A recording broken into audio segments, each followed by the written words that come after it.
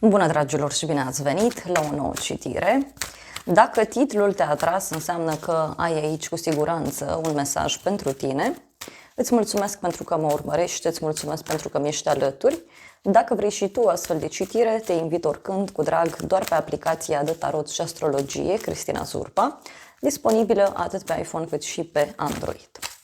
Hai să vedem așadar mesaje, ce trebuie să știi în următoarele 24 de ore, din momentul în care tu vezi această citire. Ia să vedem noi. A început citirea. Dragilor, aici e un eveniment neprevăzut, din ce văd eu. Bun, avem un 5 de cupe, 3 de monede, 6 de monede, un regret pe care îl aveți, da? Fie în legătură cu banii, fie în legătură cu un coleg de la locul de muncă. Pentru unii pot fi niște vești aici care au apărut sau care urmează să apară în legătură cu cineva care are niște probleme. Pot fi probleme legate de bani, pot fi probleme legate de dragoste, cineva are niște regrete, cineva pierde ceva, cineva dă la spate un anumit lucru. De asemenea, ce văd aici e cineva care se concentrează foarte mult pe trecut, pe ceva ce a pierdut, pe ceva ce nu mai poate recupera. Tot cinciul de cupe, bineînțeles, poate să reprezinte și cineva care e ca și cum pierde ceva, dă ceva la spate. Este o persoană aici mai sensibilă din fire. În schimb, în plan personal, turnul și cu spânzuratul, da? O legătură cu zodia Pești pentru unii.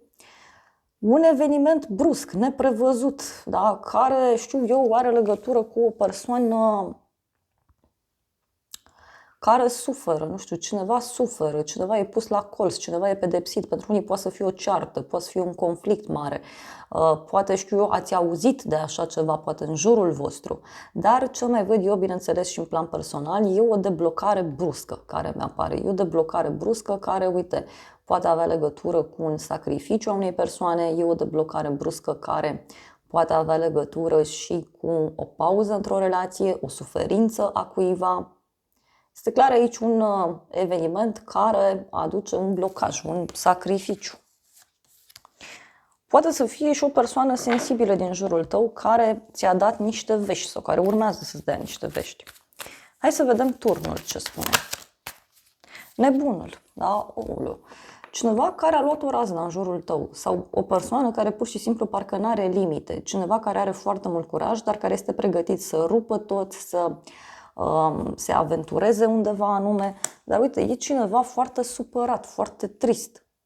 Cineva care, nu știu, poate s-a distrat, s-a simțit bine, s-a bucurat de moment și acum are niște regrete. Mai vreau o carte. Pajul de cupe, da? O veste, uite, care poate are legătură cu un copil, cu o persoană mai tânără. De asemenea, tot în plan personal, poate să fie ceva legat de o invitație pe care o primiți, o veste care apare. Hai să vedem. Spânzuratul.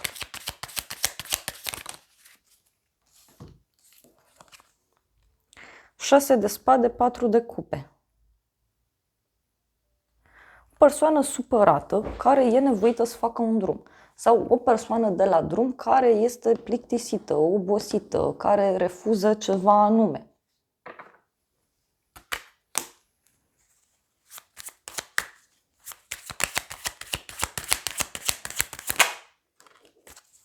Avem regina de bâte, cu o legătură cu o zodie de foc pentru unii, berbec, leu, săgetător. E clar aici că în plan personal acest sacrificiu, această durere, această neplăcere are legătură cu o femeie foarte entuziasmată, foarte energică, foarte plină de viață. Această situație, bineînțeles, are legătură și cu o femeie suspusă, are legătură și cu o femeie importantă. Poate să fie vorba și despre cineva care, știu eu, te încurajează în legătură cu ceva anume.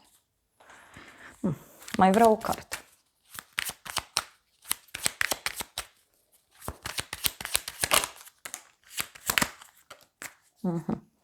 Și avem așa, diavolul și pajul de spade, o legătură cu zodia Capricorn. Aici e vorba de o persoană foarte curioasă, cineva căruia îi place să dețină controlul, este o persoană care știe tot sau care vrea să știe tot, o persoană mai bârfitoare din fire, și o persoană care cam trage cu urechea pe la colțuri. 9 de bâte în plan profesional. oarecare teamă, oboseală, e ca și cum ți-e teamă că nu te încadrezi în timp. Poate pentru unii vorba și de pur și simplu o stare de oboseală. 9 de bâte poate să reprezinte și o persoană care e mai temătoare din fire, e mai obosită. 8 de monede, totuși văd aici că reușești să-ți faci treburile, reușești să lucrezi, reușești să ajungi într-un punct înalt al vieții tale. Poate știu eu, cu 9 de bâte poate să reprezinte și faptul că îți e teamă cum că nu reușești să lucrezi sau mai ai ceva de făcut și ești pe ultima 100 de metri. Acest eveniment, da, posibil să obosească, posibil să tulbure, acest eveniment din plan personal, văd aici. Parcă ți-e teamă de o rupere bruscă, o eliberare bruscă, un eveniment care, repet, s-a produs în plan personal. Pentru unii poate să fie și o despărțire. Dar avem și magicianul.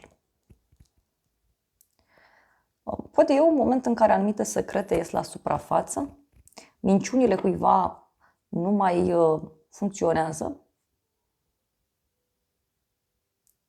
Mai văd că pentru unii poate să fie ceva legat de faptul că apar niște evenimente neprevăzute care, știu eu, îți perturbă activitățile. Parcă vă e teamă să începeți ceva nou, să faceți ceva concret. Hai să vedem 8 de monede.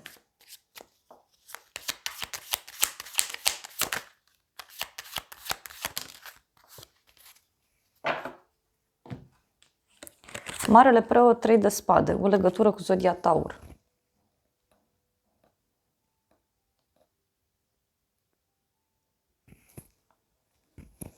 Poate ceva nu place, ceva nu convine, fie în legătură cu un profesor, un mentor, fie în legătură cu o persoană suspusă.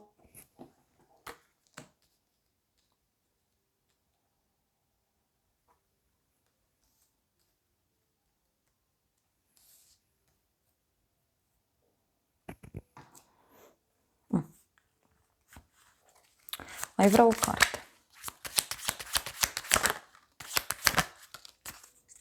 2 de monede, justiția, o legătură cu zodia Balanță. E ca și cum primiți bani, dați bani la rândul vostru, sunteți într-un moment în care sunteți nevoiți să găsiți un echilibru din punct de vedere financiar.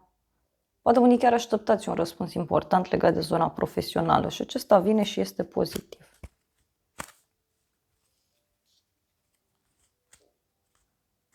Da? Pentru că, uite, e ca o eliberare. Ce o să te mire? Regele de cupe și împărăteasa. Ok. O legătură cu o zodie de apă, rac, scorpion sau pești, dar și o legătură cu o zodie venusiană, taur sau balanță. Ce o să te mire? Poate să fie un bărbat grijuliu, un bărbat sensibil, iubitor, un bărbat care vindecă, poate știu eu, cu cuvintele sau o persoană care este ușor de influențat și mai văd aici o femeie foarte puternică, este o femeie foarte sigură pe ea, stabilă, prezentabilă, care, uite, îți poate da o veste destul de bună. Poate femeia asta să face cunoștință cu cineva. E ca un cuplu, dar ce văd eu, fie femeia asta e mai matură, fie femeia asta are o mai mare influență. Că avem așa, puterea, 5 de monede și regele de spade. Mai avem zodia leu, zodii de aer, gemeni, balanță, vărsător. Surpriza are legătură cu acest bărbat care poate întâmpina o dificultate, fie legată de sfera financiară, fie legată de muncă, fie legate de sănătate, poate acest bărbat să întâmpine o provocare, în general vorbind, și să reușească să o depășească. Posibil să fie vorba despre un bărbat mai sensibil, care tot timpul își caută inamici, sau un bărbat care, știu eu, are niște probleme, care are impresia că are numai dușmani prin jur, sau cineva care are impresia că are numai persoane ciudate în preajma sa. Ia să vedem ce-i cu împărăteasa.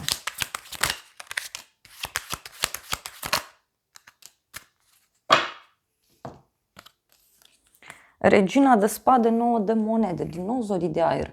Aici eu cred că surpriza are legătură cu o discuție la rece pe care o vei avea. Împărăteasa asta văd că este o femeie totuși foarte rațională, ușor temătoare. O persoană care are niște planuri, niște strategii, este o femeie care se află în așteptarea unui răspuns. Cineva care mai are puțin până să finalizeze ceva important.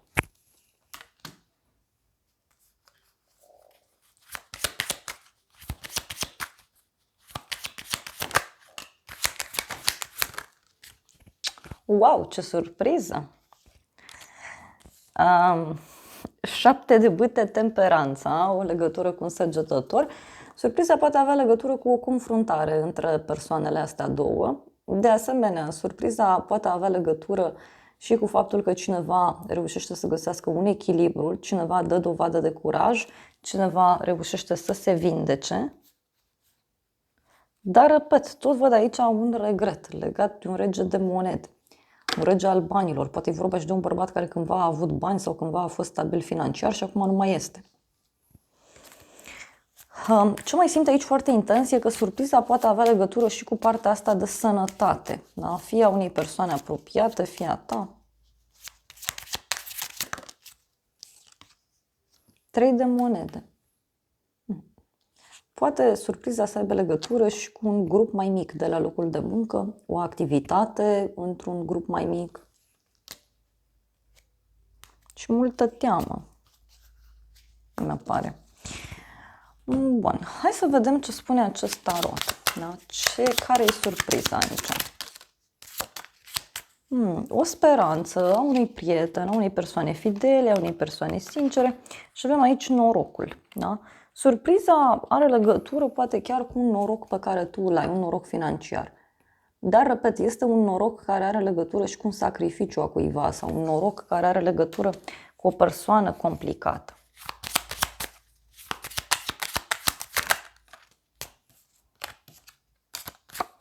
Judecata și relația. Surpriza, uite, are legătură cu o decizie în cadrul unei relații.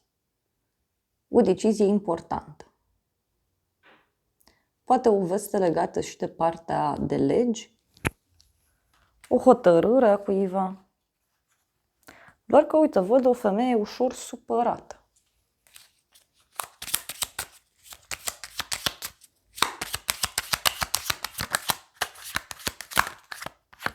Boală și minciune. Aici ce mai văd eu e că are legătură și cu un personaj care e bolnav, da? Cu mințitul. Poate o persoană care chiar are o problemă, da? Minte în continuu.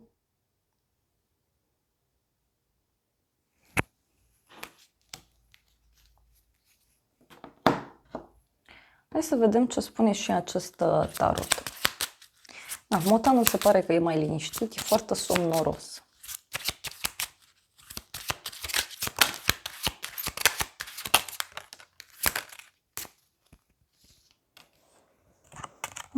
Cineva, uite, care riscă, cineva care crede în destin, cineva care vine să-ți ceară un sfat. Este o persoană aici căreia îi place să riște, este o persoană care îți propune ceva. Uite, e vorba și de o hotărâre importantă în dragoste, o hotărâre importantă într-o colaborare. Vedeți că e ceva aici care are legătură și cu banii.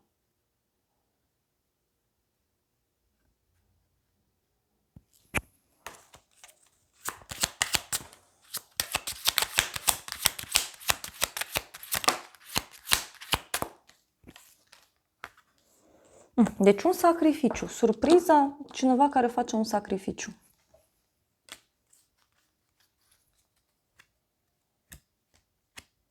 Dar și niște secrete care cred eu că ies așa din profunzime la suprafață. Hai să vedem ce spune și tarotul meu.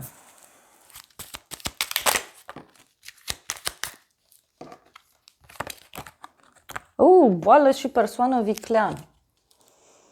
Aici poate avea legătură cu o problemă mare. Fie o persoană vicleană din viața ta, fie bărbatul ăsta, omul ăsta e mai viclean din fire sau el are niște probleme cu cineva. Dar, repet, e și ceva legat de un risc. Uite, cineva care vrea să te revadă, cineva care riscă foarte mult. Da.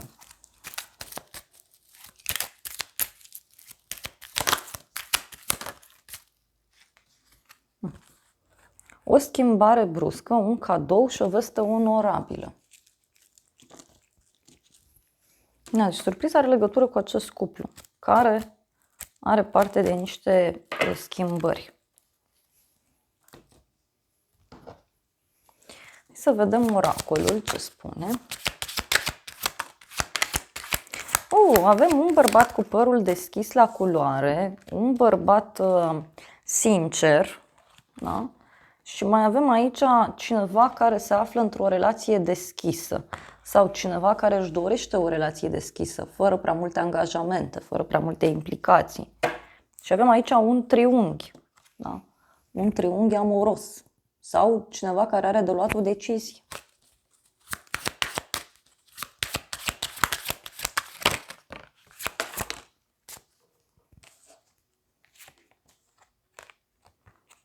Și mai avem un bărbat matur și o petrecere.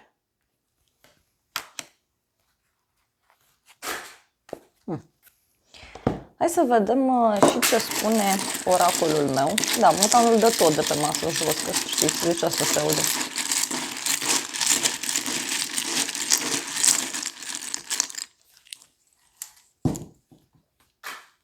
Avem în curând o reușită,